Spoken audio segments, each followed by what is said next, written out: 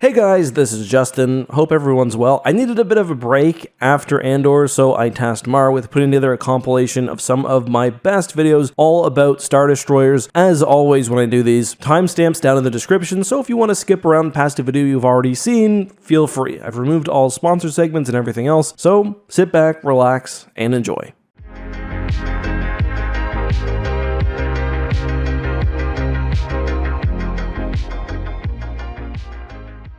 The Imperial Star Destroyer. You guys all know it, one of the most iconic ships in Star Wars history. It was also the backbone of the Imperial military and would go on to serve other factions, including the New Republic. What you may not know is that there were actually, in both Legends and canon, multiple attempts to supplant the ISD or the ISD-2 with a newer, more modern vessel. Let's talk about the ISD replacers, or at least the want-to-be replacers, and we'll start with Star Wars canon. And there are two fairly obvious ones here. And the most famous ISD follow-up ship is, well, the Resurgent class Star Destroyer. The First Order, as a successor state, or at least faction to the Empire, would have been well within their right to continue to use ISDs, and we know that a large portion of the surviving Imperial fleet actually fled to the unknown regions to help rebuild the First Order. According to Before the Awakening, the First Order actually did have some ISDs still in service,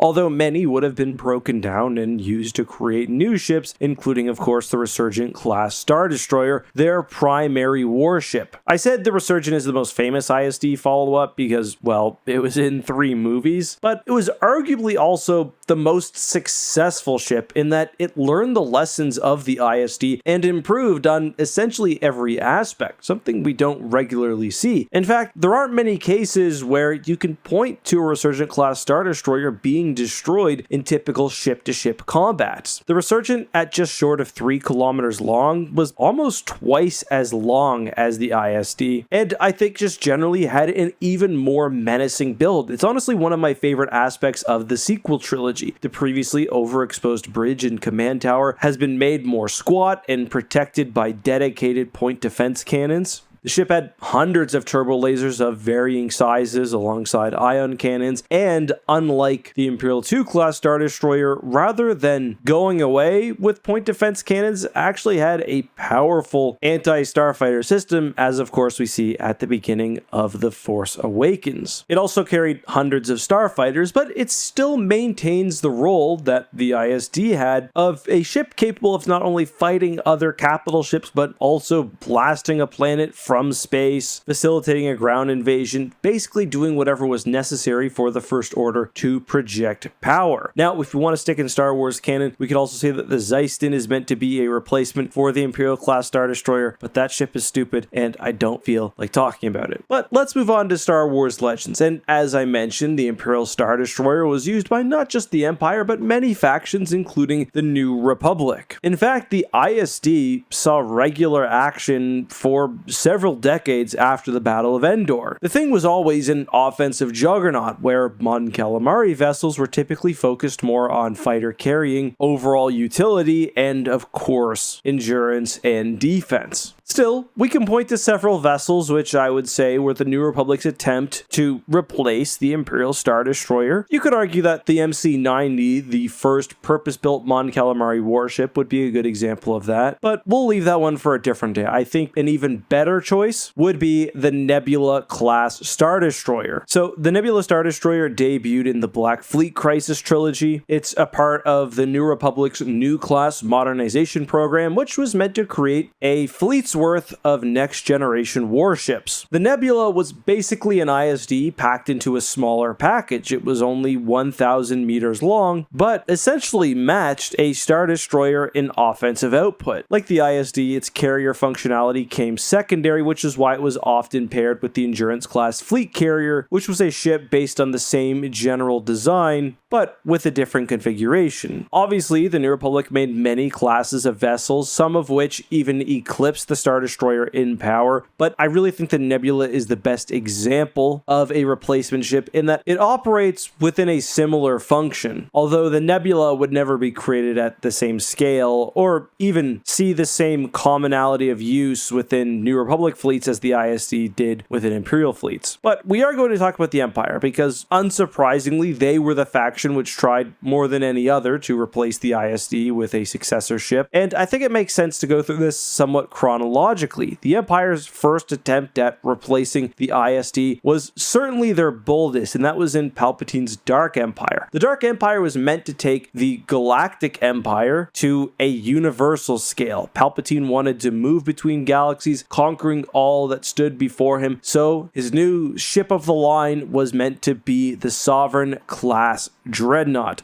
The Sovereign was essentially a slightly smaller, less massive version of the Eclipse Super Star Destroyer. It would have been armed with a small super laser, but despite its size, writings like the Dark Empire sourcebook confirm that the Sovereign was meant to take the role of the ISD as the main ship within the Dark Empire's navy. That didn't work out, and for a long time, the Imperial Remnant factions would essentially keep using the ISD. I'd say where the next successor ship popped up was probably during the Dark Nest crisis, where we learn of the Turbulent class, including Pelion's flagship, the Bloodfin. Unfortunately, we don't learn a lot about not just the Turbulent, but a few of the ships I'm going to mention later on. But like the Nebula, the Turbulent seemed to be an effort to take what made the Star Destroyer great and put it into an even more small, efficient form. You probably saw some of the same improvements as you did on the Nebula with a more smartly designed hull, better point defense systems, etc., etc. The most widespread final replacement of the ISD, however, would come with the Pelion class of the Legacy era. Now, one thing you need to understand, and this is well described by the Essential Guide to Warfare, is that in this era, factions were moving away from large capital ships being extremely common and things like dreadnoughts also existing to fleets made up of small, more flexible ships. Still, there was the Pelion class Star Destroyer. It was larger than an ISD, it was better armed. I sort of give that notice at the beginning because although the Pelion stood in as a new Star Destroyer, it wasn't created with the same regularity by the Fel Empire as the ISD was by the Empire. Arguably, you could say because of its role as a command ship and generally being one of the largest vessels in the fleet, that it was more akin to something like a Super Star Destroyer. There was also the Imperius, which I've covered in depth in a prior video, basically an even more advanced version of the same general design. For most people, the word Super Star Destroyer conjures images of the Executor, unquestionably one of the most powerful ship types during the Galactic Civil War. For others, some of the real nerds, they might think of the Eclipse or the Viscount from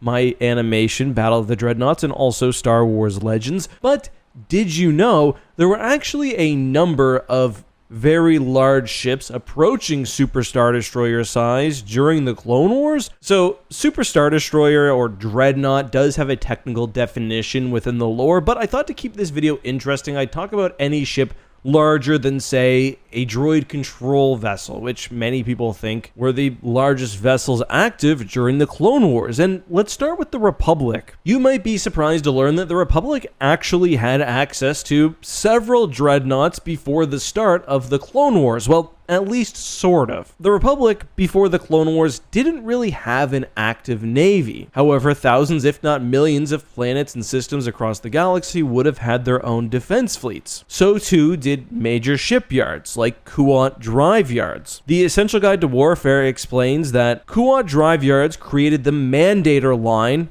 as essentially a showpiece for its system defense fleet. The Ruusan Reformation limited the Mandator's speed and armament, but at 8 kilometers long, it was certainly one of the most powerful vessels within the galaxy, although the Mandator served in a primarily defensive role. According again to the Essential Guide to Warfare, the Mandator was an effective showpiece, so other ships may have been produced, probably of different designations, but of the Mandators we know, 3 defended Kuat, while the sectors of Azur, Exalter, Alsaka, and Humberine had 1 each. As fighting broke out and the restrictions of the Ruusan Reformation were forgotten, 3 Mandator 1s were upgraded with better armor and weaponry, and most importantly, were given a much better hyperdrive, while a successor to the ship, the Mandator 2, was also created and produced 3 vessels. Other ship types found their way to the galaxy at large. In a similar way, going back to the Essential Guide to Warfare, I want to read from the section of Battlecruiser. The 2,500 meter long Procurator was the template for a series of ever larger KDY battleships, nominally built to protect the Kuat sector, but really aimed at attracting contracts from wealthy core planets, sectors, and powerful mercantile fleets. By the time of the Clone Wars, dozens of battlecruisers defended core and colony sectors. The Procurator class star battlecruiser was refined several times before being supplanted by a 4,000 meter descendant, the Praetor class, though Ruusan reformations limited both classes' hyperdrive capabilities and armament. The Praetor specifically was brought into service by the Republic and upgraded for wartime standards. Unlike the Kuati Dreadnoughts, which mostly protected core worlds, the battlecruisers often led offensive fleets piercing deep into Separatist territory. We don't know every class of Dreadnought or battlecruiser upgraded in this fashion, but just know that, according to the lore, they did exist. Corey also sent me a really interesting note on the ship production of Rothana, which said specifically that Rothana Heavy Industries produced its own line of battleships and destroyers, although I will note battleship is often used not as a term of art, but just as a general descriptor for any sort of warship. Another battlecruiser we've heard of by name is the Maelstrom class. I've done an entire video on this one. Maelstroms were rare but very powerful vessels within the Republic military. The only real reference point we have for their size is their passenger capacity, which is listed at 15,000 troops and support staff, and their cost, which is listed at 158 million credits. For comparison, the Assertor, which is 15 kilometers long, is about 1 billion credits with 10 times the crew. But we're talking different eras. We don't know how these things translate, but it was a pretty large ship, obviously. Probably larger than a Star Destroyer, but certainly not Dreadnought sized. Otherwise, we have a few references to background ships in comics and whatnot, and if you want an even deeper dive into those, let me know and that's maybe something I'll do for you. But let's move to the other side of the war, the Confederacy of Independent Systems. Now, it's very possible that the Confederacy may have had some of their own defense ships called into active service. I mean, many of the Confederate worlds were quite wealthy. I mean, the text I read earlier even makes references to mercantile fleets buying some of these super heavy vessels, but there's a lot less about that, and there's also fewer ships. Instead of doing the obvious and talking about the Subjugator line first, I'm going to start with the Star Crusher. I'll admit, I was not aware of this one until Corey brought it to my attention. The Star Crusher appears solely in the comic The Star Crusher Trap, which I read for this video. It's hard to get an exact size idea of this thing. It's also a very strange design, but it comes out of hyperspace and just completely annihilates and outsizes a trio of Venator class starships. So this thing was big and it was very powerful, but yeah, it ends up crashing into a sun. The CIS had several large vessels which don't actually meet the criteria for this video, i.e. they're not larger than a droid control ship or a separatist battleship. For example, the Providence class Dreadnought had a large version which was several kilometers long. The CIS also used the Bulwark line of ships, probably a kilometer-long vessel there as well. But easily the CIS's most famous large vessel was the Subjugator class heavy cruiser. You probably know the Subjugator from Star Wars The Clone Wars, where we meet the Malevolence very early on in that show, but it was not the only ship of that class. There was a replacement for the Malevolence made. There was the Subjugator itself. There was the Devastation, which was actually a bit of a different design with the super weapon at the front of the ship. And yeah, that's a general summary of the very large vessels of the Clone Wars era. Obviously, when it comes to tonnage, the Separatists are not pulling their weight, but that's okay. The Maelstrom, which was unsurprisingly a Kuat Drive Yards design, was related to the Venator and Acclamator class cruisers, however, much more powerful, representing the largest and arguably most impressive vessel within the Republic Navy at the time of its introduction. This suggests to me that they were purpose-built for the Navy and entered service before the Mandator 1, a Dreadnought type which served more or less ceremonially as part of the Kuat defense fleet before being sold to the Republic. The Maelstrom was described as, and I quote, armed to the teeth and heavily armored, created to inspire awe in allies and dread in enemies. It was optimized for fleet command, with secondary fleet carrying and planetary siege capabilities. This is an interesting difference from, say, the Venator, which, although used in a frontline role, was more appropriately a carrier. However, despite its specialization, the Maelstrom could bring with it over 120 starfighters and enough assets to wage a full-scale ground assault. Unfortunately, we have no pictures of this behemoth, but it's described as having a long, thin, and heavily armored cranked delta hull with graceful twin command suites. So I imagine it sort of like a larger Secutor, without, however, the straight edges. Given its command function, the Maelstrom also possessed advanced sensors. However, I really do think that the main point of interest for the battlecruiser is its weapons. Like the Venator, it uses both broadside and forward-facing gun emplacements, while it also uses torpedo and missile launchers somewhat uniquely in batteries as its primary point defense system. Also somewhat unique is that it uses heavy missile launchers for planetary bombardment, rather than traditional turbolasers, as was the case with other Republic ships like the Acclamator. In total, the battlecruiser was armed with 20 heavy turbolaser batteries. That means it had far more and more powerful guns than something like the Venator, and this is some impressive damage output for the era. It also had 30 combined ion cannons and batteries, proton torpedo launchers, and that unique concussion point defense system. The anti-fighter weapons were spread evenly across the craft, as were the heavy turbolasers, while the assault launchers were placed on the ship's ventral side. The Maelstrom was also known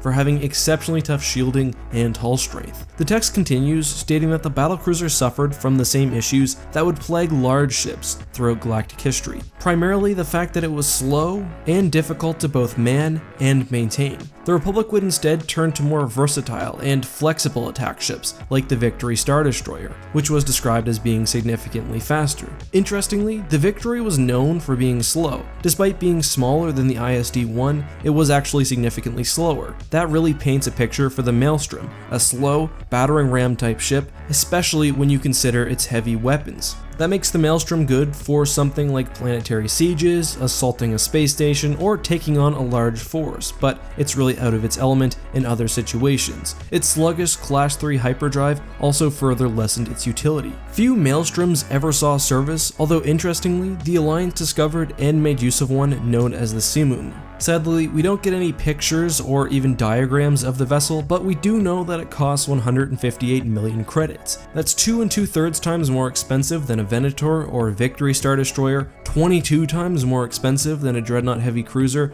and slightly more expensive than an Imperial Star Destroyer. Though of course credits in the Star Wars universe are notoriously inconsistent, especially when talking about military hardware. The Acclamator, often referred to as the Republic assault ship, including in the Essential Guide to Warfare, is one of the most interestingly designed ships in all of Star Wars. Appearance-wise, it's nothing really special, though there are a few things I want to talk about, especially that back fin, but function-wise, there aren't many ships that sit in the same category. I'll go to that section I just referred to in the Essential Guide to Warfare. The Republic assault ship is designed for a demanding mission profile, race through hyperspace to contested systems, force a path through enemy warships, and land a small army directly on the battlefield. Contrast the Acclamator with, say, the Imperial Star Destroyer. It did a couple of those things. It could easily punch through a blockade and fight enemy capital ships, but Star Destroyers weren't usually at least directly landing troops on the battlefield. Instead, the Empire had a bunch of smaller, more versatile landers, and while those are great, the Acclamator brings an unprecedented amount of armor and firepower to the battlefield proper. This was first seen, of course, at the Battle of Geonosis. There, there, 20 acclimators unloaded a massive assault force which waged war across the entire planet, and the acclimator was so successful that after the battle, the Republic ordered 1,000 more vessels. And it was pretty much the perfect situation. There, for some reason, wasn't much of a fleet over Geonosis, but the CIS was heavily entrenched within the planet itself, with heavy ground-based weapons. The acclimators of the Republic were able to absorb this firepower where many ships would not have been able to, and according to the Starships of the Galaxy Guide, this baptism by fire saw a small number of assault ships lost to ground fire, but a number that was well within the acceptable range. After troops and vehicles were unloaded, the acclimators would then return to orbit where they could provide fire support. In the Clone Wars, we also see this at Ryloth, for example. Acclimators are great for unloading not only an army, but also supplies, especially directly into a war zone. Honestly, the design of the acclimator makes a lot of sense when you consider the fact that the Republic hasn't had a proper navy or standing military whatsoever for 1,000 years. Their newest capital ships are meant to support their most advanced new asset, the clones. Acclimators thus can not only survive entry onto hostile battlefields, but can provide heavy fire, allowing clones to get into action where they were generally very successful, while also providing all of the heavy armor needed for pretty much any type of campaign. And we'll talk specific numbers for a second. According to the episode 2 cross-section, the acclimator had room for 16,000 clone troopers and support personnel, 320 speeder bikes, 80 infantry and cargo gunships, 48 walkers, 36 SPHA pieces, with an additional 200,000 cubic meters of cargo space, alongside additional extra hangar space which could be configured for whatever mission needed. Later acclimators would change their role somewhat, converting cargo capacity to dedicated fighter launch space. Looking at the acclimator itself, there are definitely some similarities to other Star Destroyers, but some key differences as well, some of which I think make a lot of sense. The main bridge, while still exposed, is less so compared to a Venator or an ISD, and is protected by a series of quad laser cannons. The acclimator also lacks the terraced topside of the ISD and the bulbous reactor on most Star Destroyers. Instead, the acclimator's reactor is deep within the ship, protected by pretty much as much armor as possible. And that makes sense because if you look at the cross-section, you'll see that much of the interior space is, well, for storage. And not just storage, but the efficient unloading of assets. Again, it's hard to overstate just how well these ships worked during the Battle of Geonosis and how well this design served the Republic. The entire battle plan required these ships getting down to the planet's surface, and it worked really well. I like how the Starships of the Galaxy Guide refers to the acclimator as a ground attack platform, and also hints at its strength belying one of the ship's weaknesses, its effectiveness, or lack thereof, in pure capital ship combat. Here's a quote I like. "Though it can certainly defend itself from small spaceborne threats, it doesn't have the staying power or flexibility to stand against a concerted attack by capital ships. It is for this reason, more than any other, that the acclimator design was eventually abandoned by the Empire in favor of larger, less specialized vessels." I criticized that latter part in a prior video, but to be fair, landing troops on opposing battlefields didn't seem to be one of the major weaknesses of the Empire, but whatever, again, I talked about that before. Specifically, the acclimator made use of 12 quad turbo laser turrets and 24 point defense laser cannons. Additionally, it had a set of 4 heavy missile launch tubes, which gave the ship a unique function I haven't mentioned for a while. It was the first Republic capital ship in at least a millennia, perhaps ever, to do a base Delta Zero, essentially bombarding brutally the surface of a planet, rendering it to slag. The weapons were spread pretty evenly across the ship, allowing it to fire in any and all direction, however limiting the amount of firepower in any specific area. Shield generators were also placed internally along the ship, and the acclimator itself was fairly sturdy. One thing I alluded to briefly earlier but didn't elaborate on was the fin on the back of the acclimator, and this relates to one of the ship's most underrated features. The acclimator had exceptionally efficient and fast hyperdrive engines. It also had great range, meaning that the Republic could deploy troops quickly from pretty much anywhere. According to the Starships of the Galaxy Guide, the acclimator had a class 0.6 hyperdrive, which is comparable to the fastest ships in Star Wars, like the Millennium Falcon. The fin at the back of the ship had a massive hyperdrive generator, which made made these feats possible. It additionally contained other advanced technology, including the repulsor lift generators that allowed the acclimator to land on a planet's surface, where most ships of its size could not. I'll end this video by just briefly talking the acclimator's history, which is really nicely laid out in issue 105 of Star Wars Fact File. Kuat Drive Yards, despite being a major corporation, did not actually join the Separatists. That's a video for an entire other day, but in short, KDY was not a fan of the Nemoidians after they attempted to assassinate the board and replace it with Trade Federation leadership. Thus, KDY worked secretly alongside the cloners to create a massive army for the Republic. And in the early stages of the war, the acclimator was actually pretty successful in pushing the CIS back, especially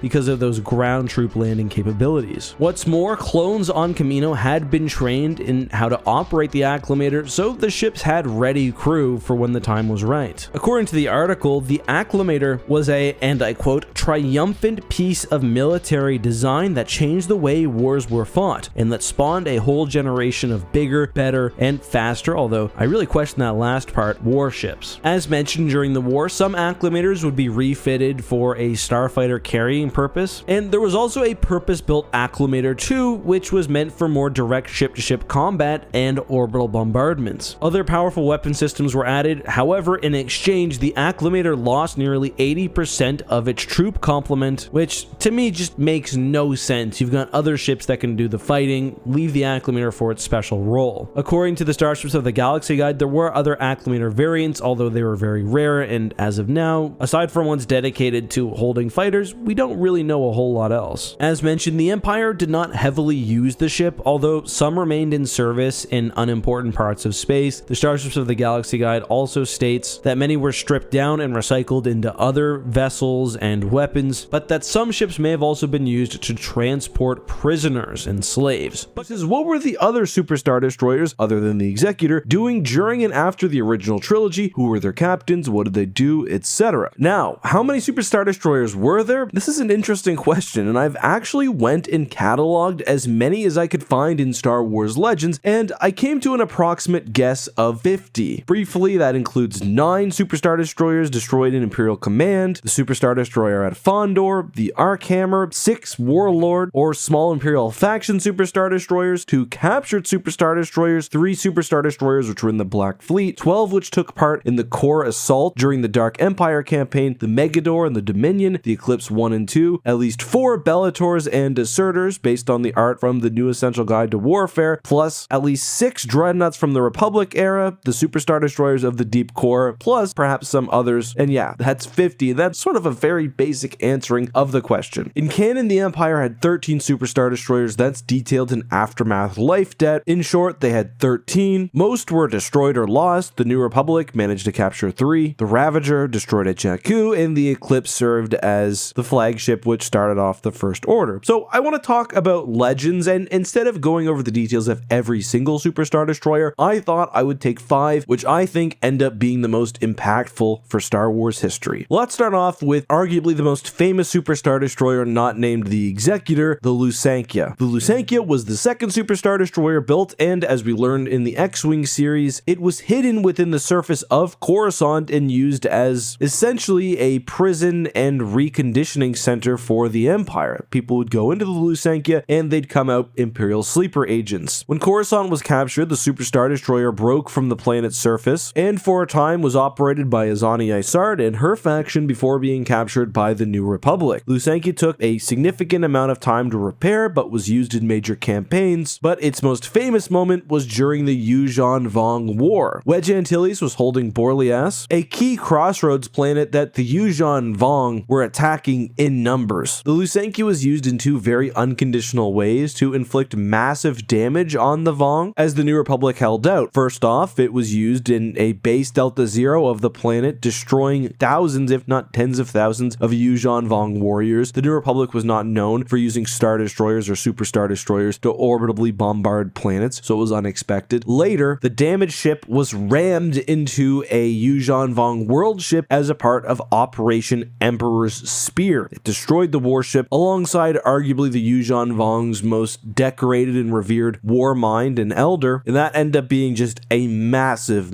loss for the Vong. As a note, the Lusankya was not the only Super Star destroyer used by the New Republic. There was also at least one other, the Guardian. But the next ship I want to talk about is the Iron Fist, which was the flagship of Warlord Zinj. So one thing you have to understand about Super Star Destroyers is that they were given out by the Emperor as a sign of his favor and a person's status within the Imperial hierarchy. That's why Vader got one. I'll probably do a video some point why Thrawn didn't get one if you're interested. But that's also why then Imperial Admiral Zinj was given a Super Star Destroyer named the Brawl. After the death of Palpatine and the loss at Endor, the Empire, which was left without a figurehead, cracked into many small parts. Imperial warlords popped up, largely buoyed by their existing forces, and many of the most powerful warlord factions actually had a Super Star Destroyer under their command. That was the case with Zinj and the Iron Fist. The Iron Fist and Zinj were basically one in the same. He used it to harass New Republic worlds, and in response, the New Republic created Solo Command, a fleet of ships dedicated to hunting Zinj down. The Iron Fist would be destroyed at the Battle of Dathomir, where it would be trapped by Hapen battle dragons using interdiction mines. Appropriately, it would be Han Solo and the Millennium Falcon who would fire the final killing blow, ending not only the great ship, but Zinj's mini empire. The next vessel I want to discuss is the Megador. I've actually done an entire video on the Megador where I looked at literally every single in-text reference that's been made to the ship. You look up Eckhart's Ladder Megador, you'll be able to find it. We don't know a whole lot about the ship itself. We don't even actually know its specific class. It seems to be something slightly different than an Executor, but either way, it was obviously produced during the Empire's heyday. As the New Essential Guide to Warfare explains, the Megador, alongside its sister ship, the Dominion, were discovered in Imperial shipyards of the Deep Core, and it would go on to serve under Pelion's Imperial remnant. What makes the Megador slightly different is that it continued to see service through the formation of the GA and beyond. The Megador was Pelion's flagship through the Swarm War, and throughout Legacy of the Force and Fate of the Jedi, it somewhat surprisingly serves as a base for the good guys. The Megador is a really interesting ship because we never get a whole lot of details regarding what it actually is. I always sort of imagined that it was some sort of experimental Super Star Destroyer and that it was further upgraded after the Battle of Endor, which is why it was able to see service for so long. But I mean, that's speculation, not really based on evidence. Next up, we have the Pride of Yvetha, a ship that originally started off its life as the Intimidator. Now, the Black Fleet Crisis is actually a pretty interesting event. I've covered it on the channel a few times. In short, as explained in the Black Fleet Crisis, which, by the way, if you enjoy the more military side of Star Wars, that's the most military sci-fi the books ever get. But anyway, the Empire has a series of shipyards in the core. One of them is known as Black 15, which is above the planet N'Zoth, homeworld of the Yvathans. The Yvathans, who were incredibly gifted in pretty much anything science and engineering, ended up revolting. They had been slave labor for the Empire, seizing the shipyards and all of their vessels. So basically, in the post-Endor era, the Yvathan Duskon League emerged onto the scene with a fleet including several Super Star Destroyers, a bunch of ISDs, some of their own custom Yvathan thrust ships, and they're a problem for the New Republic. Anyway, the Duskon League ends up being defeated. The Pride of Yvetha is not outright destroyed in battle, but we learn in the New Essential Chronology that the New Republic finds it later and it's no longer in workable order. The Black Fleet Crisis is also, according to the Essential Guide to Warfare, one of the reasons the New Republic decided, hey, we need to build some large vessels, and that led to ships like the Viscount. The last Super Star Destroyer we'll talk about today is the Reaper, and I'll be pretty brief with this one. It's another Executor, it's another Warlord ship. Instead of belonging to Zinj, however, this one belonged to Grand Moff Ardus Kane. The Reaper has an interesting history. It was sort of a part of a proto-Death Squadron called Scourge Squadron, hunting the Rebel Alliance throughout the Outer Rim. After the Battle of Endor, it became the heart of a new Imperial faction known as the Pentastar Alignment. What's different about the Reaper is it actually wasn't destroyed during the Warlord era. It would go with many Imperial forces to Biss and join Palpatine's reborn form for Operation Shadow Hand. It would survive that and would go on to serve under Pelion's new Imperial remnant about 10 years after Endor. Have you ever seen that image of two Super Star Destroyers facing off and just broadsiding the hell out of each other at close range? Well, those are actually both ships featured in today's video. The one with the Rebel Alliance insignia is the Lusankya, the other one is the Reaper. That battle was actually a pretty major tactical victory for the Empire. I've covered it in depth in a battle breakdown. However, the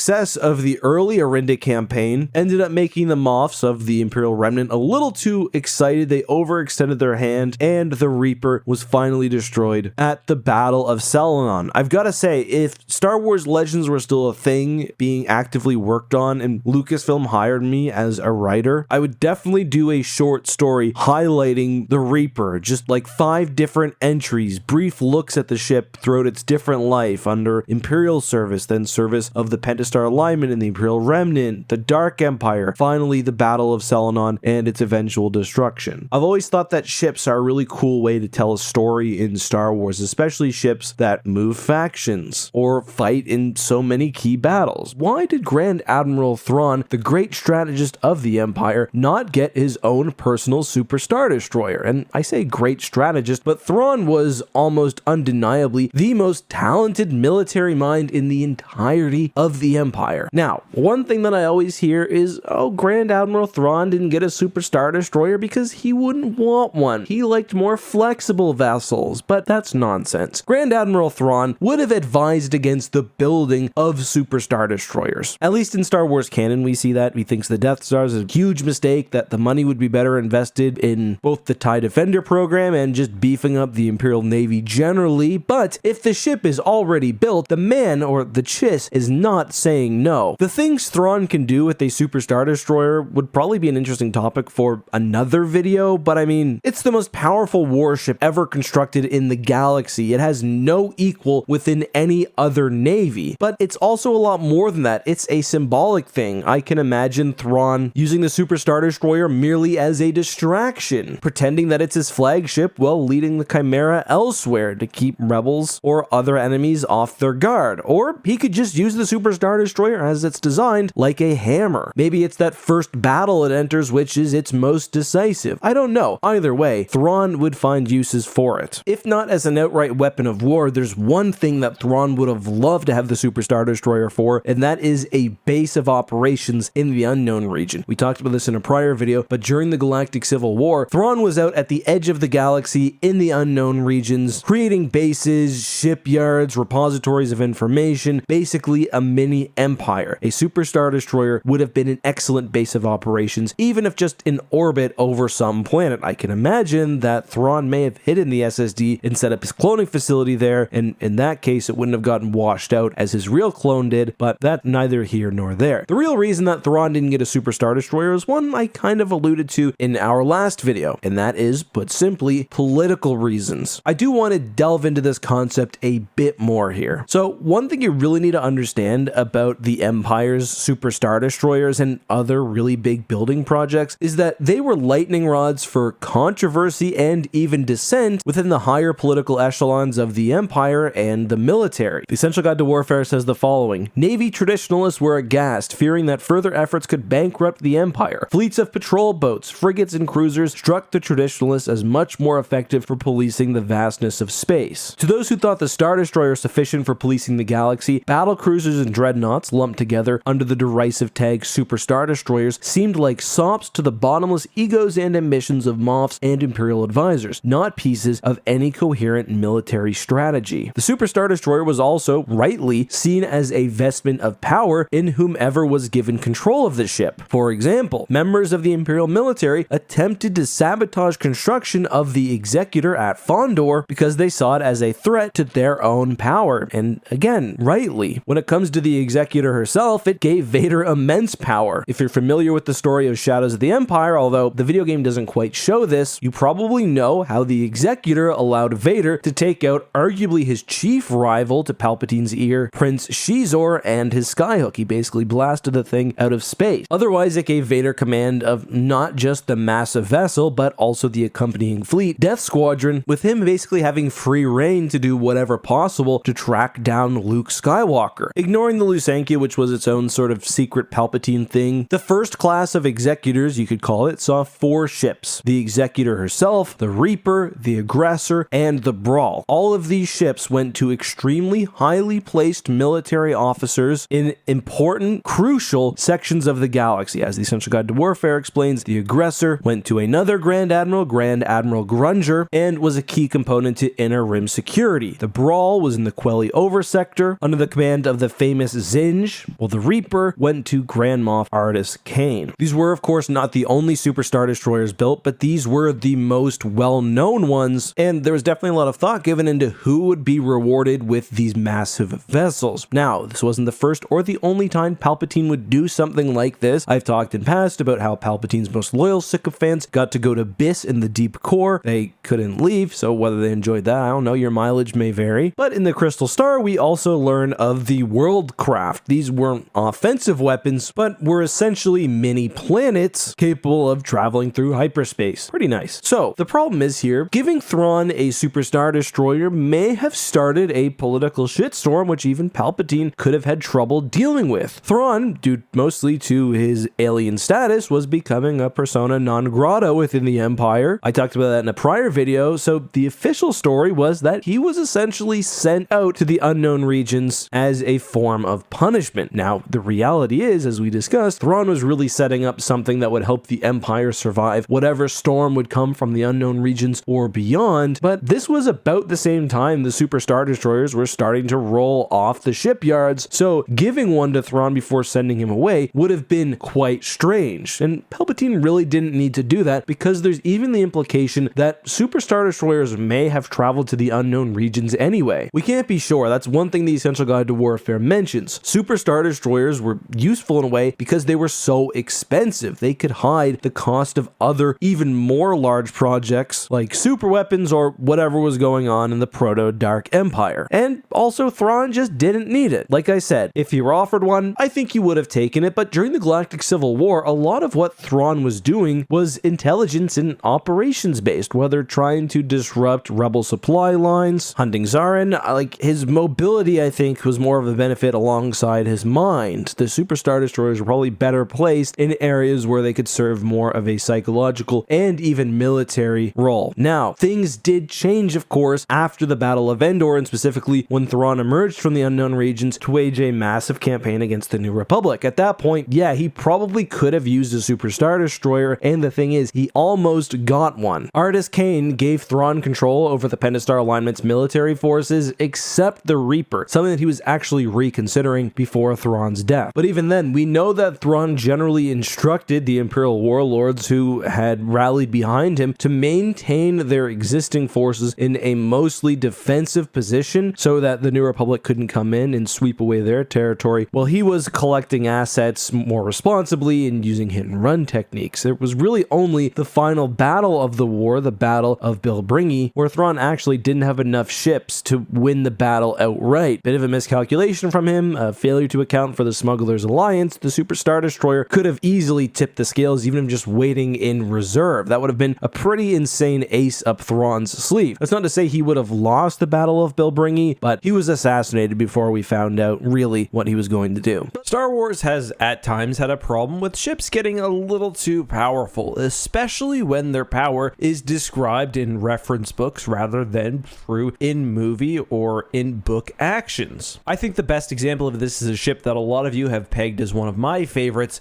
the Nebula Star Destroyer. So let's talk about that and examine how this ship should probably be considered versus how the reference material sometimes describes it. So the lore behind the Nebula Star Destroyer is a bit messy because the class has had several names and it's been at times unclear what exactly this ship type is. For example, in Kraken's Threat Dossier, which was a somewhat early RPG sourcebook, we don't have the Nebula class Star Destroyer, rather it's the Defender class, and it's described as a fully capable cruiser with more shielding and armor than any known ship in the galaxy. Despite only being 65% the size of a Star Destroyer, it was capable of taking on any single enemy Star Destroyer, 2 heavy cruisers, or basically a fleet of smaller ships. The Essential Guide to Warfare would actually clarify that the Defender class Star Destroyer is the same thing as the Nebula, and just for clarity's sake, because most people know the name Nebula, that's what I'm going to use for this video. That book also states, again, that smart design allowed the 1,040 meter ship, a pocket Star Destroyer, to output an extreme amount of firepower. Probably the one source that paints the Nebula as the most powerful would be the Starships of the Galaxy Guide, and I'm just going to read excerpts from this to really prove my point. The Nebula class can take on anything short of a Super Star Destroyer and is designed to act as a respectable threat even to those adversaries. Coupled with the support ships that almost always accompany it and the ship's own complement of craft, a Nebula can face down any threat short of a massed armada. The mere presence of a Nebula Star Destroyer can turn the tide of battle thanks to its impressive fire support. Obviously, I think that description of the Nebula doesn't make sense. There's no way that a ship that's just over a kilometer long, smaller and significantly less massive than an Imperial Star Destroyer would be capable of facing down a Super Star Destroyer or could act as a fleet onto its own. Nonetheless, the Nebula does have this sort of famous reputation propagated by people like me and, again, these somewhat problematic reference books. How powerful would the Nebula actually be? I think that's a really interesting question. First of all, has there been some advancement in technology which would suggest that a Nebula, despite its smaller size, could radically outpower something like an Imperial Star Destroyer? No, I don't think so. Reading through the Bantam era of Star Wars, the Nebula, by the way, was first introduced in the Black Fleet Crisis, we don't really see the New Republic making any dramatic jumps in terms of the technology actually in their ship. Certainly, they do make some improvements, and they even make some new devices like the Hyperwave Inertial Momentum Sustainer, and they create great designs in, for example, the MC-90 and, of course, the new class line of ships. But I don't think there's anything to suggest that a ship this small could hold off a Super Star Destroyer. I do think it's believable that through efficient design, better weapon placements, and less of a worry about, say, Tarkin Doctrine ideas, that something like a Nebula Star Destroyer could take on, say, an ISD, but going beyond that starts to really push my believability of things. So in other words, move away from the description in the Saga Edition Starship of the Galaxy Guide and look more towards other sources. Even that, however, may be a bit much given the fact that we know the New Republic liked to rely on their starfighters, and the new class project had the Defender Starfighter. They used E-Wings, K-Wings, X-Wings, B-Wings, and more. That, to me, a carrier ship which can still fight it out with enemy Star Destroyers is a more interesting, I think, description of the ship. Ultimately, it is a somewhat moot point because we don't really see the Nebula fight it out too frequently, and that's definitely the case with other ships in Star Wars. For example, the World Devastator is described in both the Dark Empire comics and the source book as being totally indestructible. Its shield and its armor is so powerful that it just cannot be destroyed by conventional means. Then you have the gameplay of Rogue Squadron for the N64. Is it realistic that Palpatine hiding away on Biss could create something that's indestructible? I don't know. Another ship which gets this super special treatment, but which actually is brought out by the source material, is the Sun Crusher, and that's a ship that's described as having all of these incredible features. It can tank pretty much anything thrown at it. It can destroy an entire solar system, but we see it actually do those things. It survives a shot from a partially constructed Death Star. It does destroy the Karita system.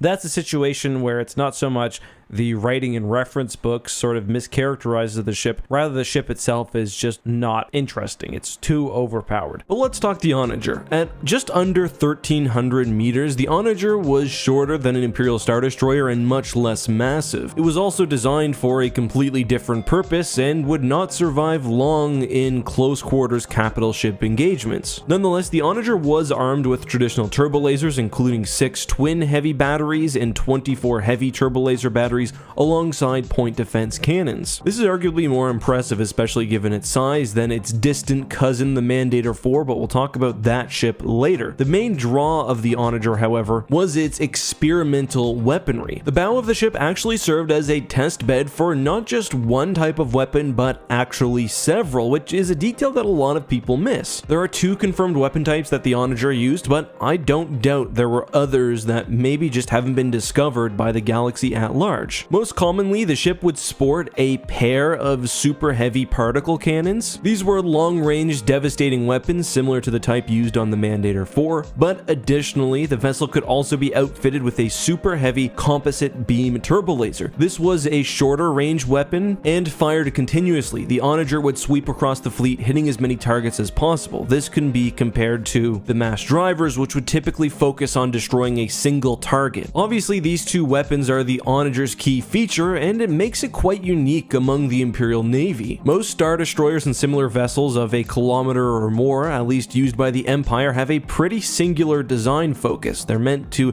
attack enemy capital ships at close range. The Onager instead sacrifices a lot in terms of armor and weaponry and starfighters in order to act somewhat as a sniper ship. The Starships and Speeders guide actually gives a fairly good overview of the design philosophy of the Onager and its best use scenarios. It explains that the ship was designed after the Clone Wars and was built to cleanly eradicate separatist and rebellion movements, mainly to break up rebellious planets, hence why it's often called the Siege Breaker. The guide says, and I quote, "The Onager class Star Destroyer is an uncommon warship used for specific operations. It is encountered most often over dissident worlds protected by planetary shields. The warship deploys at long range against such targets, using its primary cannons to breach and destroy the shield generator and other ground-based defenses." This is actually quite similar to the torpedo sphere, which exists in Star Wars Legends and has been theorized to exist within the Imperial Navy in Star Wars canon. Planetary shields are very sturdy in Star Wars, and even a planet without a traditional military can thus use them to hold out against the Empire. That's where super weapons or specific tools like the Onager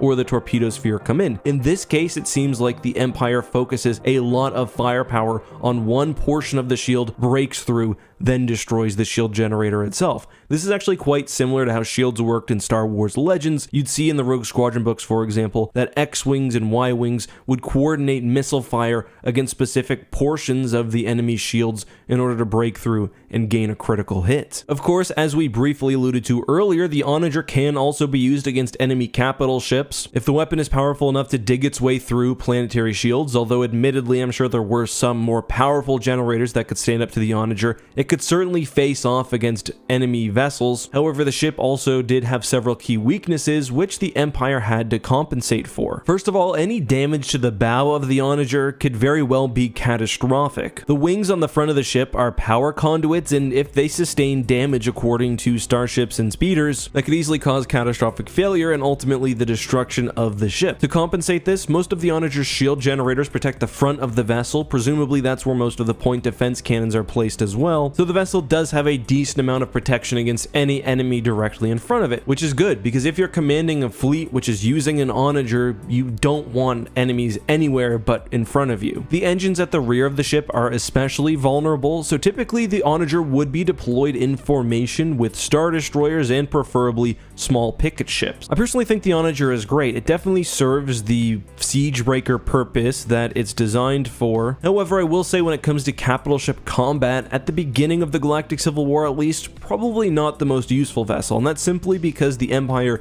wasn't frequently fighting vessels large enough to warrant the siege breaker's cannons. The bigger problem was catching the enemy, keeping them in one place, and destroying them. The rebels and other pirate groups were generally quite slippery. I do think the Onager serves well, however, in traditional combat. With a sniper vessel, you can set the terms of combat, especially if you're defending. It's not going to be great at tracking down rebel forces, and of course it will be susceptible to rebel hit and run attacks, but if you pair this thing with a ship large enough to protect it from a suicide attack and some small corvettes to guard its engines and its flank against starfighters, I think you've really got a great design. Arguably though, instead of these small practical vessels, the Empire chose to focus on large fearsome super weapons, and that would have been to the detriment of Onager production and probably explains why we didn't really see too many of these vessels, only in very limited circumstances. The Onager would then go on much later to inform the First Order's own siege dreadnought, and I'm going to guess that it wasn't just the general idea that the First Order took from the Empire, but also the technology and specifically the miniaturization of high damage projectiles as used in the siege cannon. And I will say, although I like the design of the Onager much more than the Mandator, having the weapon on a turreted cannon definitely gives you some extra opportunities. If only the First Order had fired on that Mon Calamari cruiser, we'd be having a much different discussion right now. It's quite likely as well that these general advancements in energy generation and management and smaller scale super weapons also help production of one of my least favorite ships in Star Wars canon, the Zeiston. Battlecruisers were rare within the Empire. They were more expensive than standard Imperial Star Destroyers, but lacked the overwhelming firepower or fear factor of dreadnoughts like the Executor. Still, I think if used effectively, battlecruisers can be great tools of war. An excellent example of this is the Allegiance class Heavy Star Destroyer. The Allegiance is what you'd get if you design the standard ISD while dropping all pretenses of making a balanced, multi-role ship. It is designed for one thing: smashing and destroying large enemy capital ships. Like the Tector, the Allegiance lacks the standard Star Destroyer ventral hangar, opting instead for more armor and greater power generation. This gives the ship an extra thickness, which is even more noticeable when we examine the dorsal superstructure, which is longer, wider, and more armored. Comparing the Allegiance to a standard destroyer clearly illustrates the difference. Capital ship grade weapons were also more numerous. We see 2 extra sets of main octuple turbo laser batteries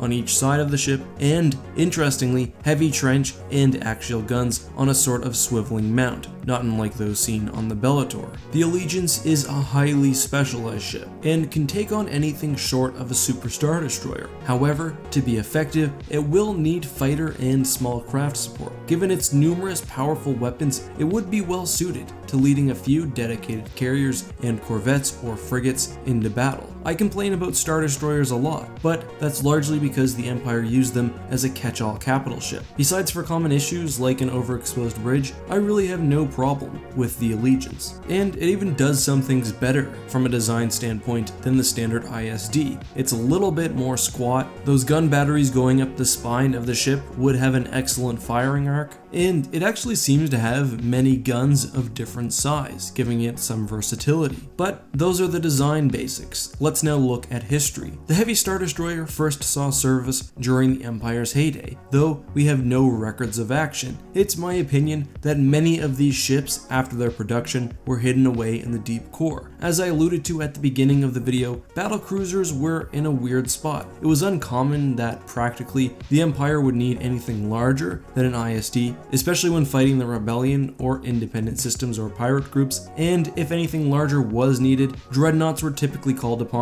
because of their wow factor. In other words, a single Super Star Destroyer could bring sectors in line just based on its presence alone, in a way a battlecruiser would not, while the firepower that a battlecruiser would bring could also be represented with a couple of Star Destroyers. So back to my theory, I think that instead of seeing action, battlecruisers were probably stored away in the deep core as a powerful reserve fleet, and in 10 ABY, several Allegiance Star Destroyers saw action within the fleets of Palpatine's Operation Shadow Hand. The Allegiance itself commanded the fleet that attacked Amon Kala early on in the war, though it was destroyed as a New Republic task force exited hyperspace and fired on the ship before it could raise its shields. Other allegiances are later seen escorting the Eclipse. Interestingly, Dark Empire refers to the Allegiance as a Super Star Destroyer. This confirms that it's not an ordinary ISD, but does make its size a bit murkier. By the way, I've discussed Dark Empire size discrepancies in a previous video. Nonetheless, it's unclear to me whether the Allegiance was only meant to be 2.2 kilometers or something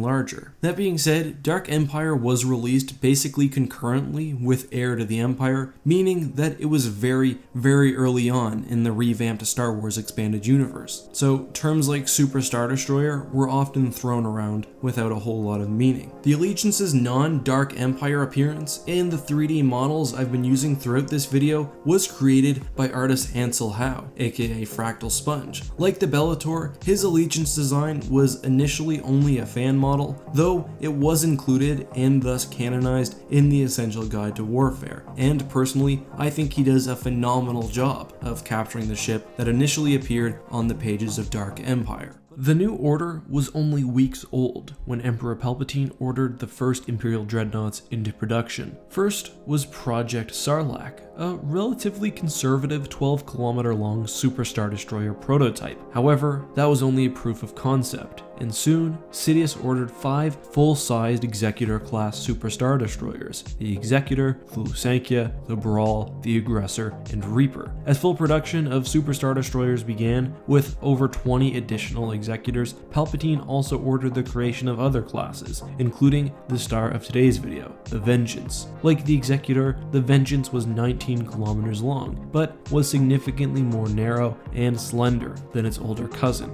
It also lacked the same cityscape-style structure as the Executor, though it does also have an exposed bridge. The Saga edition of the Starships of the Galaxy Guide states that the Vengeance, although visually distinctive, had the same specifications as an Executor-class Super Star Destroyer. I'm going to call that a mistake. I don't see any reasonable way the smaller ship could mount the same weapons. Besides for that, we know it also carried an extensive complement of TIE fighters, but unfortunately, we don't have any other concrete specifications. Easily, the most famous ship of this class was the Vengeance itself, flagship of the Dark Jedi Jarek, and a replacement for the Vengeance II, his former flagship and an Imperial Star Destroyer. It appears that the Vengeance was custom made for Jarek and served as the template for further ships of the line. Jarek was known to have a significant ego, which is why he was given his own personal dreadnought in the first place. However,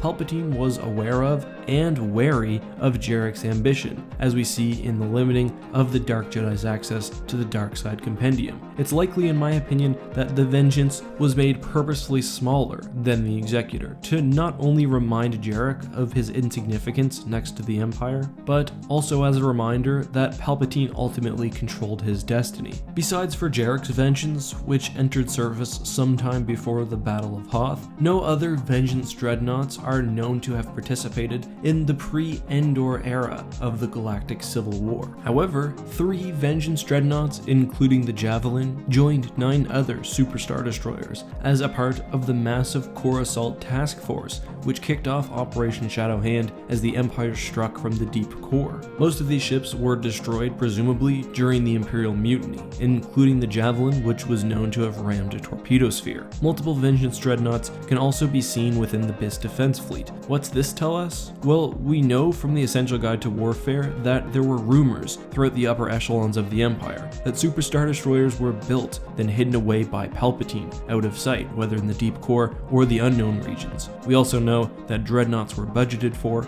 and never produced. It's very possible that most of the Vengeance dreadnoughts produced never actually saw service, whether they remained in waiting somewhere, were destroyed during the Imperial Mutiny, or perhaps the destruction of BIS, or perhaps were a part of some other Imperial plan which never came to fruition. Regardless, we know at least 5 or 6 Vengeances existed, and perhaps over 10. All in all, the Vengeance is an interesting ship, one heavily shaped by politics and ambition, but also ultimately one which I can't really understand the purpose of. So today we'll be talking about the Assertor class Dreadnought. This is a really interesting one. We've talked a few times now about fan creations within the Star Wars universe. In one video, we talked about various Fanon ships, which I thought were pretty cool, and in various other ones, we've talked about the way that Star Wars, and especially Star Wars comics, have managed to steal Star Wars fan art. However, today's episode is different. We'll be talking about a ship, the Assertor, which originally was a fan design,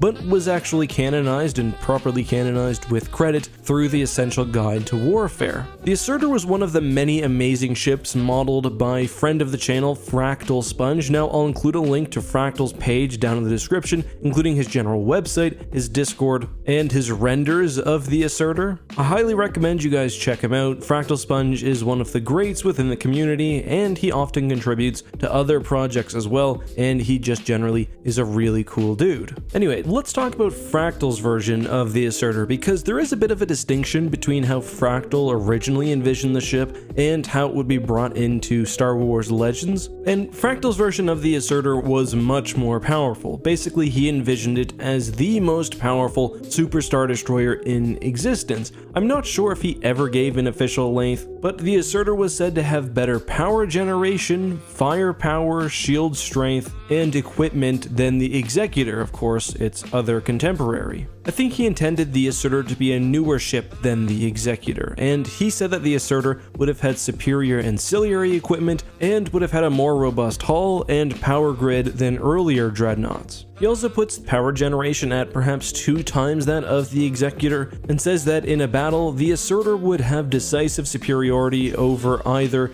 the Executor or the Mandator, two other Dreadnought classes. From an acceleration standpoint, the Assertor would have been less mobile than something like the Executor, but more so than the large Dark Empire era Dreadnoughts and especially the Eclipse. On that note, a main feature of Fractal's Assertor is a super laser, probably less powerful than something like the Eclipse or perhaps even the Sovereign, but still strong enough to destroy a space station or a capital ship. We can see the aperture there on the front of the ship. Now, the super laser was never explicitly brought into the continuity, however the aperture remained there, so either there's some other explanation for it or the super laser was still meant to be a part of the ship. Fractal says that the super laser is almost like a refined and more practical version of what would have been on the Sovereign or the Eclipse, more focused on fighting enemy capital ships rather than overwhelming power, and because of that the ship is more mobile and a bit more practical for other roles. The Assertor also has gravity well generators, giving it interdiction capabilities, and this is a feature that is really lacking on the Executor class and a really big benefit within any Imperial fleet. The generators are represented by small bubbles on the hull that you won't really notice unless you're looking for them. Otherwise, I would argue that the Assertor puts more weaponry on the actual hull than the Executor. The entire surface is basically clumps of very large turbo lasers, where the Executor seems to put a lot of its guns in the trench that runs around the ship. I think this does make the Assertor a little bit more practical. The ship also lacks the same cityscape that the Executor has, and which is sometimes portrayed as a major weakness, especially when facing off against starfighters. So that, combined with, I think, a better protected bridge, really gives the Assertor some nice design points. So all in all, Fractal's Assertor is a very well-designed ship. It would have been stacked to the brim with various types of weapons, including turbo lasers, ion cannons, ordnance launchers, and more. It had, of course, that axial super laser, and it had more power generation, which would have helped shielding and firepower than the Executor, and perhaps any other Imperial Dreadnought with the exception of the Eclipse. But it was very mobile, it was a very practical capital ship, and it would have been one of, if not the best Dreadnoughts in the Star Wars galaxy in a pure combat role. So what happened when the ship was canonized? Well, it was scaled down a bit. The Assertor made its first Star Wars Legends appearance in the Essential Guide to Warfare. However, it's really just some images that Fractal Sponge made and a brief mentioning of a Assertor class named the Wrath. The best real source for lore was the Lead by Example RPG sourcebook. Now, these are, I guess, quasi-canon. Technically, they probably fell within the Legends continuity, but they're a lesser level of canon than most other things,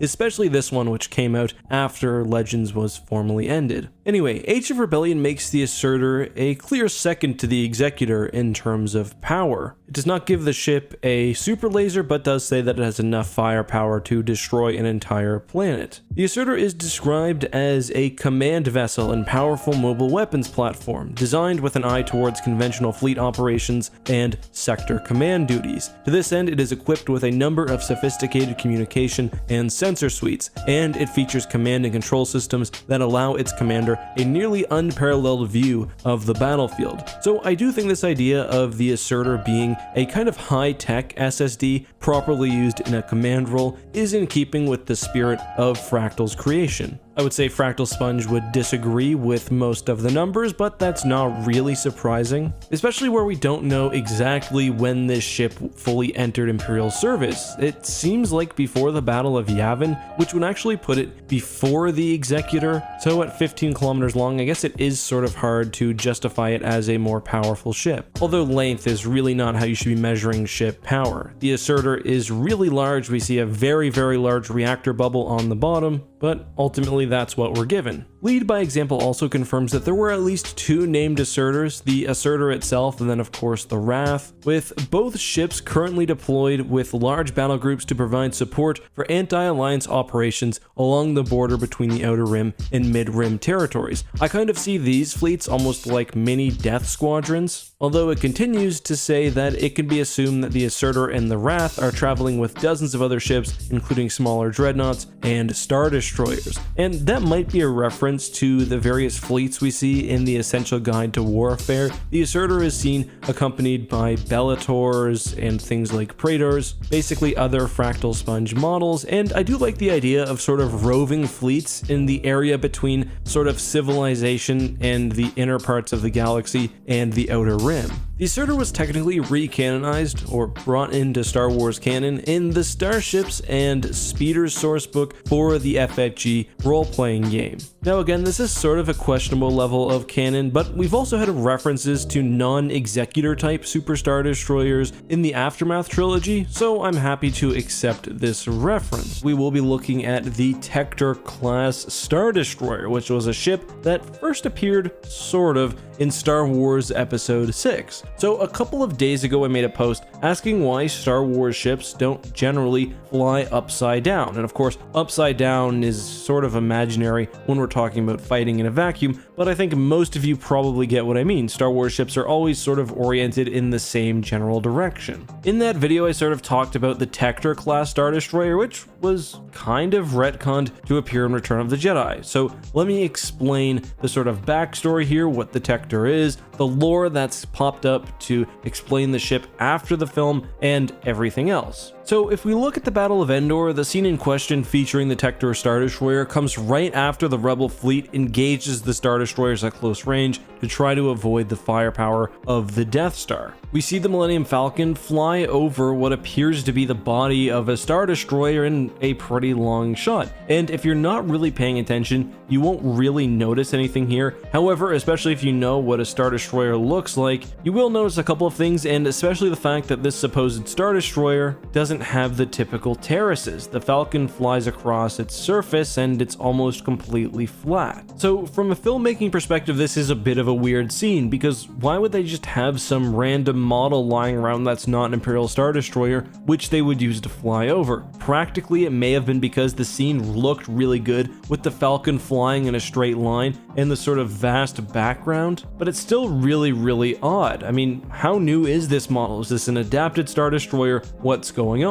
Well, the interesting thing is, if you look at the Tector here, there are a lot of little details that match the underside of a traditional Imperial Star Destroyer, but there are also some really weird exclusions. So we do have that little negative space right in front of the hangar. I don't even know what that's called. Maybe it's where the tractor beam projectors are or something. It's almost like the space between two opened plates, I guess. But there are some differences as well. Even in this particular part, it does look like there's maybe more armor covering the negative space. However, that difference is pretty minor compared to what comes next. This ship doesn't have the large main hangar, which, as we see in even A New Hope, should be right after this point, and it's also missing the ventral bulb, the large protrusion on the bottom of the ship. What happened probably is that ILM took this Imperial 1 or 2 Star Destroyer base, changed it slightly, sort of kit bashing it, put stuff over the hangar, removed the reactor bulb, and there was a nice sort of scene for the Falcon to fly over. And while that may have been it from a filmmaking perspective, there's definitely a lot more going on behind the scenes that has been really fleshed out by authors and the expanded universe lore. So taking in mind the similarities of this ship to the underside of the ISD, the explanation created was that the Falcon was flying over a Star Destroyer that's upside down. The explanation for no reactor bulb or large hangar is because this Star Destroyer is not in fact an Imperial, but what's called a Tector class. This change was first made by Curtis Saxton in the Revenge of the Sith cross-section book, but has been confirmed by other sources in both Star Wars Legends and the new canon. Interestingly, and I'll have to admit I didn't know this before looking at the Wikipedia page for this ship, the Episode 6 novelization shows that it may have even been the intent of the filmmakers for the Falcon to be flying over a belly of the ship in this case. Either way, the lore for the Tector after this point was that it was essentially meant as an even more combat-focused version of the Imperial Star Destroyer. That's why there's that extra armor to help protect against vulnerabilities, the hangar is probably replaced with that additional reactor space, and generally the Tector Tector would be more specialized for capital ship combat with the expense of certain new added vulnerabilities. You'd need to have the Tector protected by corvettes or something because it has no fighter complement of its own. How practical is that for the Empire to build?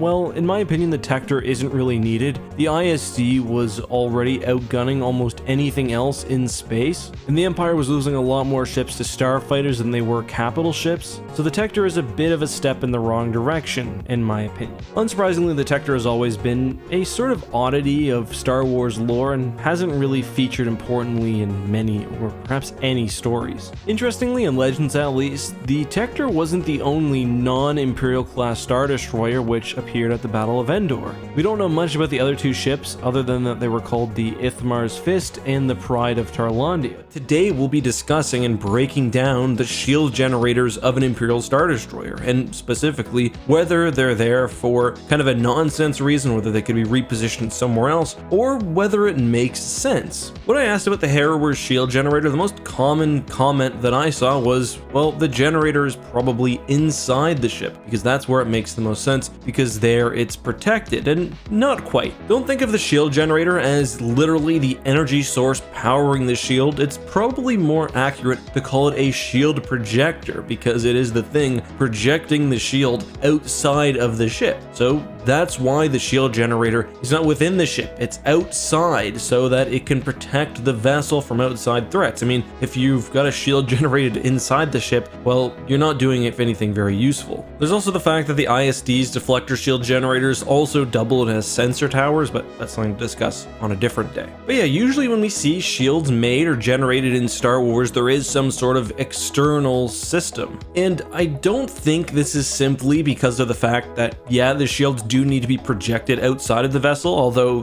that alone is probably enough, but there's also the fact that shield generators probably put out a lot of radiation, heat, and energy, so much so that it's a benefit to have them sort of separate from the central systems of the ship. The testicle comparisons that people have been making for years might be a little bit more apt than they initially realized. The Essential Guide to Warfare actually says that the energy and radiation output of a shield is one reason why personal shielding wasn't very common for organic beings. Scale it up to the size of a Star Destroyer and it makes sense why you'd maybe want them isolated from the rest of the ship. The new Essential Guide to Weapons and Technology also says that the deflector bulbs on an ISD draw an extreme amount of power and power directly from the reactor. So yeah, outside of the ship definitely makes sense, but still, why the Mickey Mouse ears on the Imperial Star Destroyer? Mon Calamari cruisers, for example, do not have the same large reactors. They seem to be integrated somehow into the hull. Well, I think there's also a few reasons for this. And first of all, although the whole bridge system of an Imperial Star Destroyer doesn't make a lot of sense, I think it does make sense that you would put your shielding somewhere near the most critical part of the ship. The way Star Wars shields work is that they're projected in various grids or sectors alongside the ship, which is why you see shields being shunted around. Sometimes if you put too much fire on one specific part of the shielding, that section will collapse while the shield itself will remain up. So although the bridge design is stupid, it's also quite heavily well defended. I mean, the Imperial Star Destroyer's big cannons are right up there, and you can also provide a little extra protection, most likely if the power source is right near the bridge. So if the shields are failing, maybe because the generators are right there or the projectors are right there, you can protect the bridge with a little more effectiveness. The fact that the generators are sort of exposed usually won't even be a problem, because to even hurt the shield generators, you first need to take down the shield itself, or at least the portion of the shield protecting the generators. Usually, and to be fair, shielding is a very inconsistent part of Star Wars lore. To destroy something under a shield, you can't just fly through and shoot it. For example, with the Executor, the only reason the A-Wing finished off the deflector shield, clearing the way for the suicidal fighter, is because Admiral Akbar had dedicated the fleet to pounding away at the Dreadnought. And the strategy for that would be you take the shield down in a specific section, then if you destroy the shield projectors, then the shield across the entire ship falls. So yeah, having the deflectors in a protected place makes sense from that standpoint, and the fact that they're overexposed really won't be a huge problem until the shields fall anyway. That's true for the bridge as well. I mean, yeah, it sucks that the bridge is exposed, but as long as the shield's up, the rebels won't be able to take advantage of that. And in most of their heyday, Star Destroyers really outclassed pretty much every other ship out there. Empire. So another element of this is just the fact that the Empire is dumb. They're very blunt. They make Star Destroyers and spaceships which have incredibly high power generation, but not a lot of nuance. They've got this massive amount of power generation going through these two shield projectors. Two, by the way, because one does the particle shield and the other does the ray shield, and to be honest, if their goal is to get as much power routed through the Star Destroyer as possible, they're effective in that means. The Mon Calamari, on the other hand, have a much more sophisticated shielding system. They've got many redundant shield generators, which are probably just built into the exterior hull. Maybe because they are sort of decentralized like that, they don't need to be placed in a specific spot, or they don't need to be so large, because to be honest, for most ships that are ISD size or above, we do see some form of large shield projector. So I mean, it makes sense. And sort of to summarize, the Empire had these exterior shield projectors because they need to be outside of the ship to project the shield. They're large in where they are because they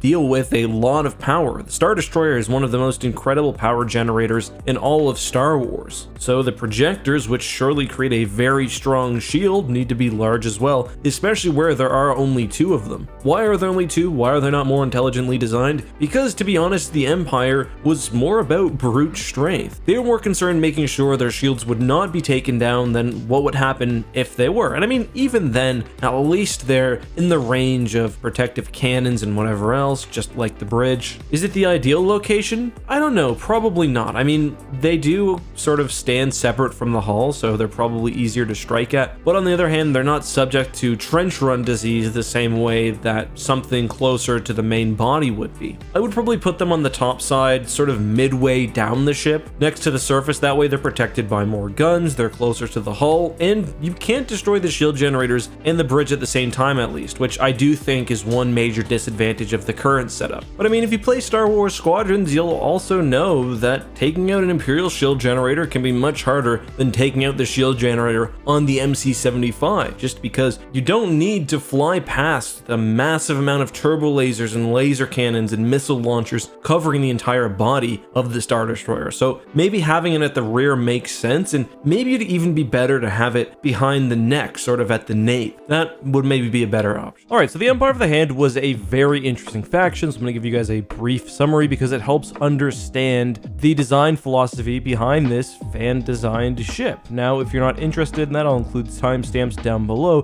for you to skip around, but for everyone else, this is pretty important. The Empire of the Hand was a massive undertaking by the Galactic Empire, and specifically by Thrawn, to create a bulwark in the unknown regions, protectors of the galaxy against incoming extragalactic threats like the Yuuzhan Vong, but also to offer a bastion of Imperial power outside of much of known space. And that's where Thrawn was for a lot of his career, out in the unknown regions, blazing hyperspace trails, re-establishing communication with various factions including the Chiss, and of course setting up the foundations for the Empire of the Hand. By the time the New Republic discovered the existence of the Empire of the Hand, the faction's space was much larger than that of the Imperial remnants at the time. However, most of the space was dedicated to military installations like shipyards. The Empire of the Hand was interesting because, like Thrawn, it was a hybridization of everything Chiss and everything Imperial. That was true of their governing structures and their philosophies and ethics, but also of their technology. Their technology literally was a mashup of Imperial and Chiss designs. Unfortunately, we don't actually have visual representations of most of these ships, with one exception being the Clawcraft. We know the Chiss had many Imperial-like ships though, including their own Star Destroyer, which is where today's video comes in, and today's fan-created ship. I'm talking about the Peltast. The Peltast is a ship in the Empire at War mod, Thrawn's Revenge, and I've mentioned it a little bit in a prior video I did on fan designs, but it kind of continues on that idea that the Chiss and the Empire of the Hand often used Chiss ships by the way, would take the basics of Imperial designs and improve on them in certain ways. Here's Thrawn's Revenge Chiss Star Destroyer. You can see that it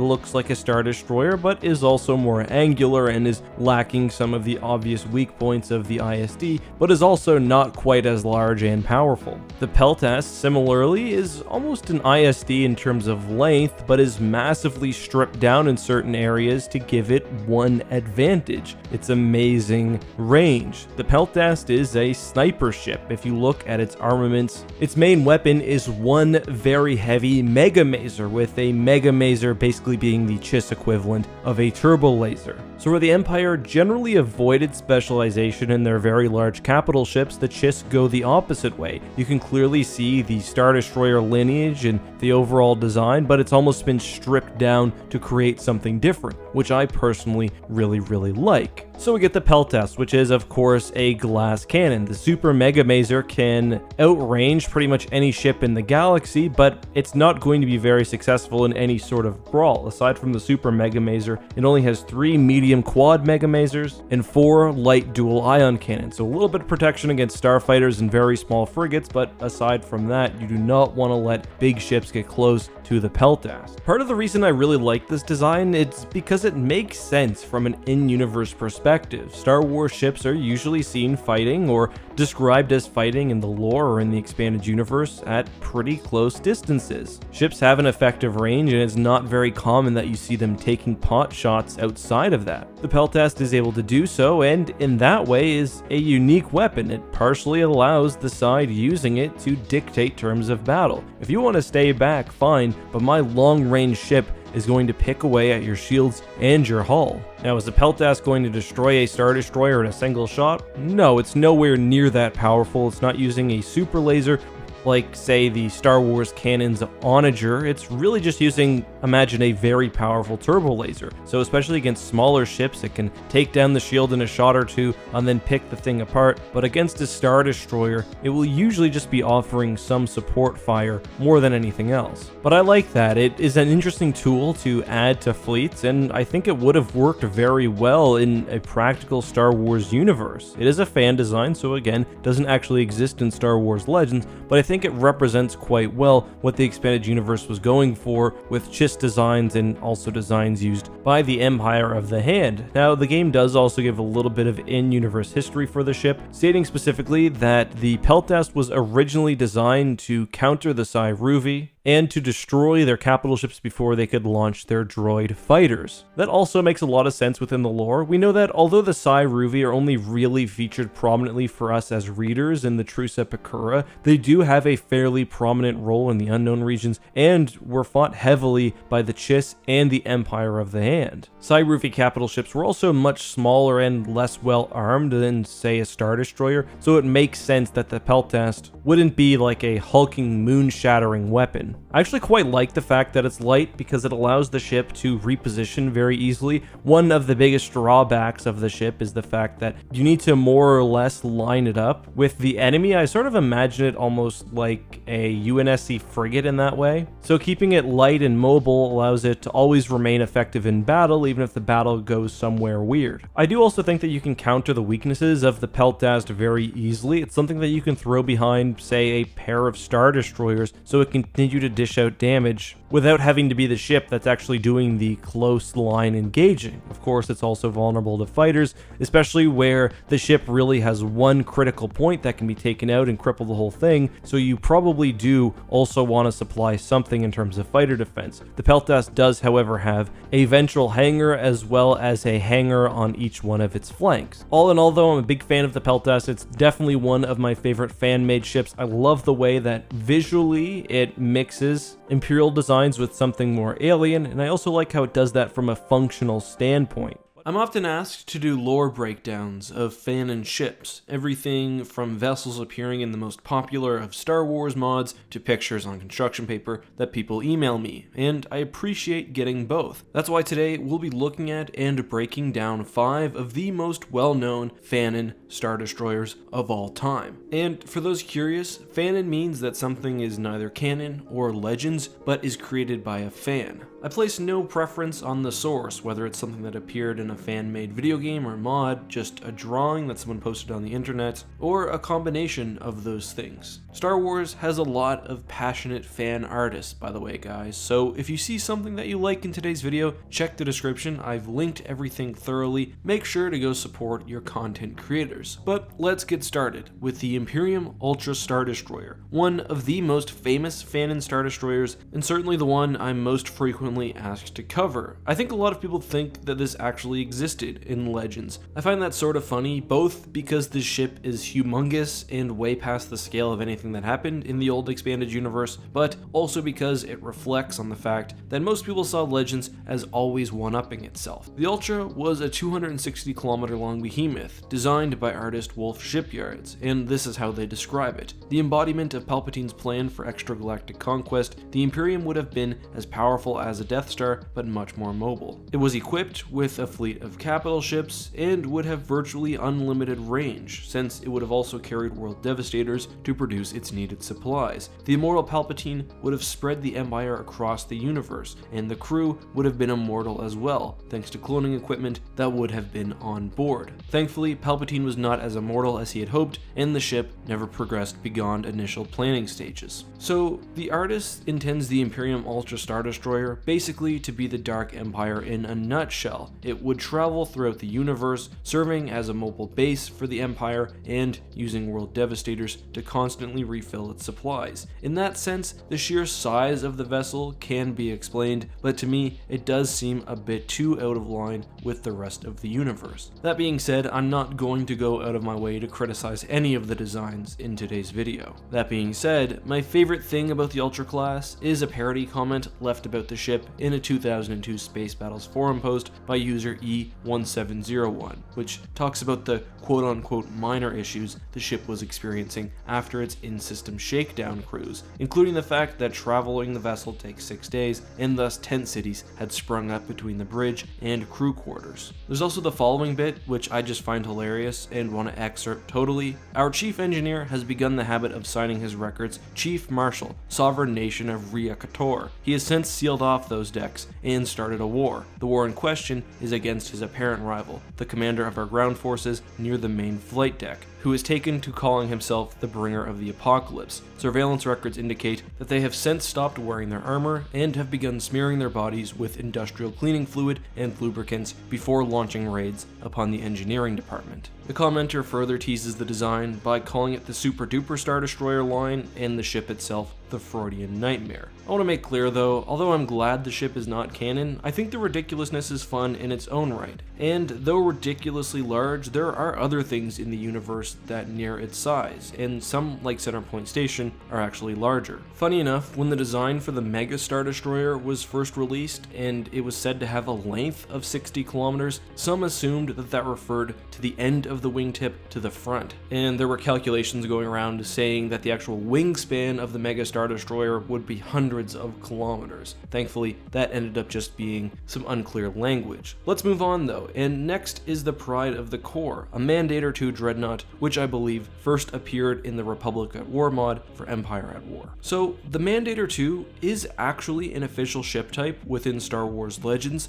However, the specific ship and the actual design used is not. I think the ship model is interesting, but it's not what I'd expect. The Essential Guide to Warfare and its endnotes specifically make it clear that A, the Bellator is an offshoot of the Mandator line, and B, the Mandator has a similar ridge design, all of course based off of a background ship in Dark Empire. In my mind, the Mandator 2 should be a wide 8-kilometer long Bellator, less slim and sleek, but a pretty similar design. I'm going to do my own version of the Mandator 2 in an upcoming size comparison video. Next up, I want to talk about the works of Ansel Howe, otherwise known as Fractal Sponge, probably the most prolific Star Wars ship designer, and some of his designs, including the Allegiance, Bellator, and Assertor, have even been canonized in the Essential Guide to Warfare. Recently, Fractal Sponge has been working on an Imperial missile cruiser, which I love. It's awesome, unique, and somehow maintains an Imperial aesthetic. Fractal Sponge himself has really created created the aesthetic for large, non-standard Imperial capital ships. So thus, a lot of what he creates looks like it could be slotted straight into the Imperial military. The one that I'd like to focus on briefly is the Impeller Fleet Carrier, which to me almost looks like an upsized Gladiator. I really like the fact that almost all of the open areas of the ships are covered with hangars. Sometimes we see supposed carriers in Star Wars with 1 or 2 spots for fighters to exit. That doesn't make any sense. Aesthetically, it also looks like the ship was built on the basis of the Assertor, just with more of a focus on carrying, which I also think is super cool. Obviously, a ship of this size could hold its own against most enemies one-on-one, especially during the Galactic Civil War era, and it maintains the standard fractal sponge central ridge, armed with flexible large weapons, as well as the normal Star Destroyer flank batteries. According to Ansel, the Star Destroyer was meant to carry nearly 2,000 fighters, easily enough to either support a large fleet, occupy worlds independently, or do a variety of other things. Next up is the Peltast Star Destroyer, a ship belonging to the Empire of the Hand in the Thrawn's Revenge mod for Empire at War. Empire of the Hand ships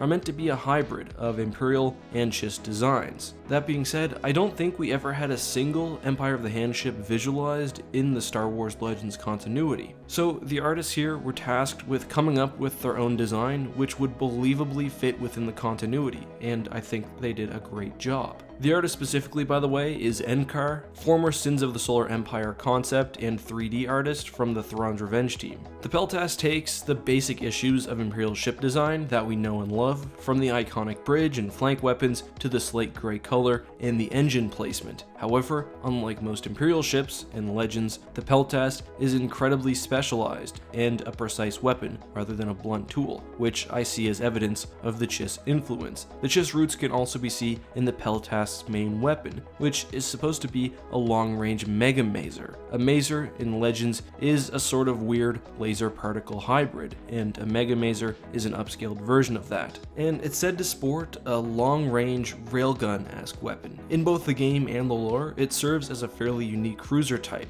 with great power and range, but almost no durability. The official Thrawn's Revenge forums give some more detail, explaining that it was one of several fusions of the basic Star Destroyer form and the Ascendancy modifications, meant to help combat the very specific threats of the unknown regions. It was also basically a mobile, self-reliant railgun, which borrowed some elements of the Confederacy of Independent Systems subjugator line. So yeah, basically a glass cannon in almost all respects, but something that can work extraordinarily well if protected by more battle-capable ships. This realistically seems like something Thrawn would use, and an improvement on existing Imperial designs that I could see the Chiss implementing. Finally, we have the Hegemon-class Star Dreadnought, created by Romain Descreen for the 2016 ILM Art Challenge. It's not only a Star Destroyer with a mini Death Star, but it's also large enough to launch Star Destroyers from its side bays. It also has what I assume are supposed to be interdictor bubbles. Nothing about this is practical or feasible, thus making it sort of hard to rate or critique, but damn, does it ever look cool. Also in a similar style, we know concept art before Episode 7 proposed the marriage of the Star Destroyer and the Death Star, and we've seen other things in ILM art submissions, as well as of course ships in Legends with super lasers generally. I really like the idea of Star Destroyers having large central bulbs like this, and it would be cool to see something like that in the future.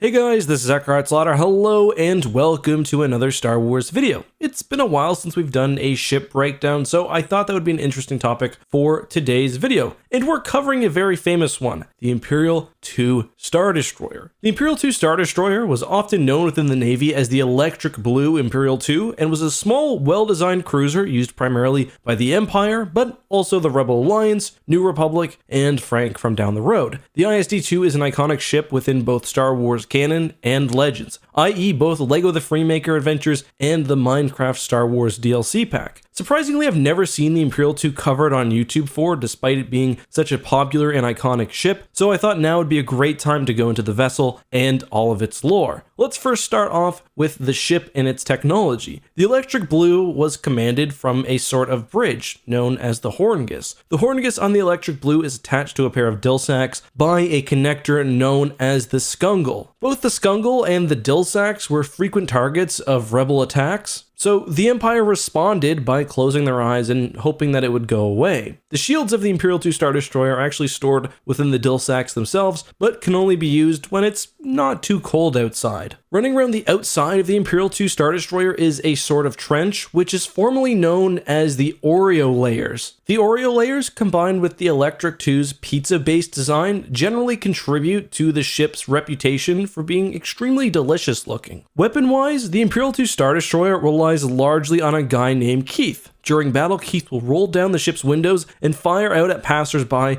with his DL-44 blaster pistol. This is actually one of the main points of upgrade between the Imperial IIs and the Imperial Is. The ISD-1 had Keith using a rock and a stick. The ISD-2's main function is to travel the galaxy and fraudulently claim ad revenue through YouTube's broken copyright system, which is then used to finance the operations of the Galactic Empire. Recently, Ingroove's Drive Yards has been producing top-line ISD-2s, but we've also seen Hawk Inc. and Repost Network Shipyards produce top-of-the-line ships during their heyday. The Imperial II Star Destroyer admittedly spends most of its time sitting outside bowling alleys and bumming smokes, but has also seen action under several famous military commanders. First of all, we have Utox Prentiak, who on the surface appeared to be an Imperial moth, but clearly was some sort of weird gnome or fairy creature. In 10 ABY, an Imperial II Star Destroyer was also commanded by